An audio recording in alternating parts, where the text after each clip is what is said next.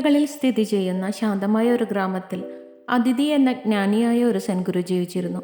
അഗാധമായ ജ്ഞാനത്തിനും സൗമ്യമായ പെരുമാറ്റത്തിനും പേരുകേട്ട മാസ്റ്റർ അതിഥിയെ ജീവിതത്തിൻ്റെ നാനാ തുറകളിൽ നിന്നുള്ളവരും യോജിപ്പിലും ധാരണയിലും ജീവിക്കുന്നതിൻ്റെ രഹസ്യങ്ങൾ പഠിക്കാൻ ഉത്സുകരായ ആളുകൾ അന്വേഷിച്ചു വന്നു.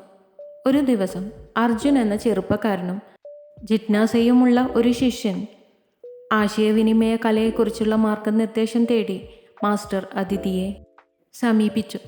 മാസ്റ്റർ അതിഥി ഊഷ്മളമായി പുഞ്ചിരിച്ചു. ഒരു ആൽമരത്തിൻ്റെ തണലിൽ തൻ്റെ അരികിൽ ഇരിക്കാൻ അർജുനെ ക്ഷണിച്ചു. ആശയവിനിമയം അവൾ തുടങ്ങി. അവളുടെ ശബ്ദം മൃദുവും എന്നാൽ ആജ്ഞാപിക്കുന്നതും ആയിരുന്നു. ഇത് എല്ലാ ബന്ധങ്ങളുടെയും മൂലക്കല്ലാണ്. ചെറുപ്പക്കാരനായ അർജുൻ നിങ്ങളെ മനസ്സിലാക്കുന്നതിനും യോജിപ്പിനുമുള്ള പാതയിലേക്ക് നയിക്കാൻ ആവശ്യമായ 9 ആശയവിനിമയ നിയമങ്ങൾ നിങ്ങളുമായി പങ്കിടാൻ എന്നെ അനുവദിക്കൂ. നിങ്ങളുടെ ഹൃദയത്തോടെ കേൾക്കുക. മാസ്റ്റർ അതിഥി സജീവമായ ശ്രവണത്തിൻ്റെ പ്രാധാന്യം ഊന്നിപ്പറഞ്ഞു. അവിടെ ഒരാൾ സംസാരിക്കുന്ന വാക്കുകൾ കേൾക്കുക മാത്രമല്ല, അന്തർലീനമായ വികാരങ്ങളെയും ഉദ്ദേശ്യങ്ങളെയും ട്യൂൺ ചെയ്യുകയും ചെയ്യുന്നു. ഈ നിമിഷത്തിൽ പൂർണ്ണമായും സന്നിഹിതരായിരിക്കുക. നേത്രസമ്പർക്കം നിലനിർത്തുക. സ്പീക്കറുടെ വീക്ഷണകോണിൽ യഥാർത്ഥ താൽപ്പര്യം കാണിക്കുക എന്നിവ ഇതിൽ ഉൾപ്പെടുന്നു. ഹൃദയം തുറന്ന് ശ്രവിക്കുക വഴി ഒരാൾക്ക് സഹാനുഭൂതി വളർത്തിയെടുക്കാനും മറ്റുള്ളവരുമായുള്ള ബന്ധം ആഴത്തിലാക്കാനും കഴിയും. 2. ദയയോടെ സംസാരിക്കുക. വാക്കുകൾക്ക് അപാരമായ ശക്തിയുണ്ട്. അവ വിവേകത്തോടെ ഉപയോഗിക്കേണ്ടതിൻ്റെ പ്രാധാന്യം മാസ്റ്റർ അതിഥി ഊന്നി പറഞ്ഞു. ദയയോടെ സംസാരിക്കുന്നതിൽ വിമർശിക്കുന്നതിനോ ഇകഴ്ത്തുന്നതിനോ പകരം ഉയർത്തുകയും പ്രോത്സാഹിപ്പിക്കുകയും ചെയ്യുന്ന വാക്കുകൾ തിരഞ്ഞെടുക്കുന്നത് ഉൾപ്പെടുന്നു. ആശയവിനിമയം ഊഷ്മളതയോടും ബഹുമാനത്തോടും കൂടി വിതരണം ചെയ്യപ്പെടുന്നുവെന്ന് ഉറപ്പാക്കിക്കൊണ്ട് സ്വരവും ശരീരഭാരയും ശ്രദ്ധിക്കുന്നത് അത് ഉൾക്കൊള്ളുന്നു. വ്യക്തവും സംക്ഷിപ്തവുമായിരിക്കുക. ഫലപ്രദമായ ആശയവിനിമയത്തിന് വ്യക്തത അത്യാവശ്യമാണ്. അവ്യക്തതയോ ആശയക്കുഴപ്പമോ ഒഴിവാക്കി തൻ്റെ ചിന്തകളും ആശയങ്ങളും നേരായ രീതിയിൽ പ്രകടിപ്പിക്കാൻ മാസ്റ്റർ അതിഥി അർജുനെ ഉപദേശിച്ചു.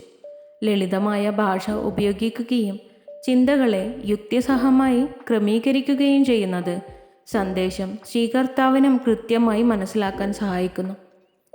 ക്ഷമ ശീലിക്കുക. ഇന്നത്തെ അതിവേഗ ലോകത്ത് ക്ഷമ പലപ്പോഴും അവഗണിക്കപ്പെടുന്ന ഒരു ഗുണമാണ്. ആശയവിനിമയത്തിൽ, പ്രത്യേകിച്ച് മറ്റുള്ളവരുമായി സംഭാഷണത്തിൽ ഏർപ്പെടുമ്പോൾ, ക്ഷമയുടെ പ്രാധാന്യത്തെക്കുറിച്ച് മാസ്റ്റർ അതിഥി അർജുനെ ഓർമ്മിപ്പിച്ചു. ശ്രദ്ധയോടെ കേൾക്കാൻ സമയമെടുക്കുക. മറ്റൊരാൾക്ക് സ്വയം പൂർണ്ണമായി പ്രകടിപ്പിക്കാൻ അനുവദിക്കുക. തടസ്സപ്പെടുത്തുന്നതിൽ നിന്ന് വിട്ടുനിൽക്കുക എന്നിവ ആദരവ് പ്രകടിപ്പിക്കുകയും മികച്ച ധാരണ വളർത്തിക്കുകയും ചെയ്യുന്നു. വ്യത്യാസങ്ങളെ ബഹുമാനിക്കുക.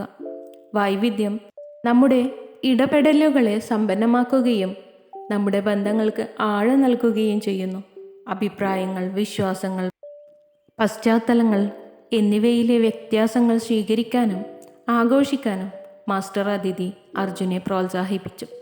വൈവിധ്യമാർന്ന വീക്ഷണങ്ങളെ മാനിക്കുന്നതിലൂടെ ഉൾക്കൊള്ളുന്ന ഒരു സംസ്കാരം വളർത്തിയെടുക്കാനും അർത്ഥവത്തായ സംഭാഷണത്തിനും സഹകരണത്തിനും ഇടം സൃഷ്ടിക്കാനും കഴിയും.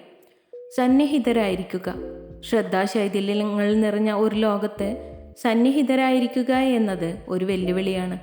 ശ്രദ്ധാശൈഥില്യങ്ങൾ മാറ്റിവെച്ച് അവർ ഇടപഴകുന്ന വ്യക്തിക്കോ ആളുകൾക്കോ അവിഭാജ്യമായ ശ്രദ്ധ നൽകിക്കൊണ്ട് ആശയവിനിമയത്തിൽ മനസാന്നിധ്യം പരിശീലിക്കാൻ മാസ്റ്റർ അതിഥി അർജുനെ ഉപദേശിച്ചു. പൂർണ്ണമായി ഹാജരാകുന്നത് ബഹുമാനം കാണിക്കുക മാത്രമല്ല, ആഴത്തിലുള്ള ബന്ധങ്ങളും കൂടുതൽ അർത്ഥവത്തായ സംഭാഷണങ്ങളും അനുവദിക്കുന്നു. 7. ധാരണ തേടുക, ഉടമ്പടിയല്ല. ആശയവിനിമയം സ്വയം ശരിയോ തെറ്റോ തെളിയിക്കുന്നതല്ല, മറിച്ച് അത് പരസ്പര ധാരണ തേടുന്നതിനും പൊതുവായ അടിസ്ഥാനം കണ്ടെത്തുന്നതിനുമാണ്.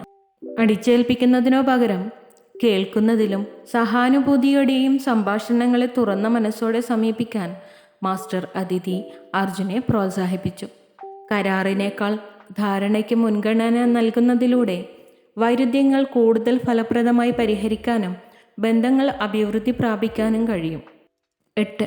ഫീഡ്ബാക്ക് ഭംഗിയായി നൽകുകയും സ്വീകരിക്കുകയും ചെയ്യുക. വ്യക്തിപരവും തൊഴിൽപരവുമായ വളർച്ചയ്ക്കുള്ള ഒരു സുപ്രധാന ഉപകരണമാണ് ഫീഡ്ബാക്ക്. ഫീഡ്ബാക്ക് തുറന്ന മനസ്സോടെ സ്വീകരിക്കണമെന്ന് അതിഥി അർജുനെ ഓർമ്മിപ്പിച്ചു. അത് പഠിക്കാനും മെച്ചപ്പെടുത്താനുമുള്ള അവസരമായി കാണുന്നു. അതുപോലെ വ്യക്തിപരമായ ആക്രമണങ്ങൾ നടത്തുന്നതിന് പകരം നിർദ്ദിഷ്ട പെരുമാറ്റങ്ങളിലോ പ്രവർത്തനങ്ങളിലോ ശ്രദ്ധ കേന്ദ്രീകരിച്ച് ക്രിയാത്മകമായ ഫീഡ്ബാക്ക് നൽകാൻ അർജുനെ പ്രോത്സാഹിപ്പിച്ചു. തുറന്നതും സത്യസന്ധവുമായ ഫീഡ്ബാക്കിൻ്റെ ഒരു സംസ്കാരം വളർത്തിയെടുക്കുന്നതിലൂടെ വിശ്വാസം ശക്തിപ്പെടുത്താനും ബന്ധങ്ങൾ വളരാനും കഴിയും. മാപ്പ് പരിശീലിക്കുക.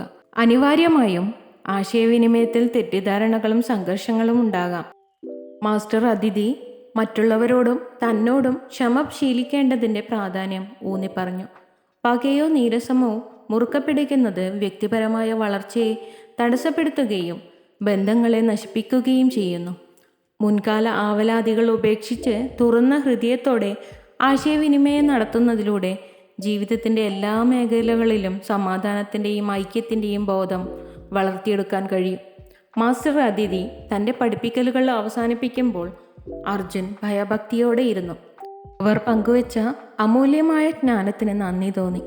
ആശയവിനിമയത്തിൻ്റെ പ്രാധാന്യത്തെക്കുറിച്ച് ഒരു പുതിയ ധാരണയോടെ മറ്റുള്ളവരുമായുള്ള ആശയവിനിമയത്തിൽ ഈ 9 നിയമങ്ങൾ ഉൾക്കൊള്ളുമെന്ന് അദ്ദേഹം പ്രതിജ്ഞയെടുത്തു.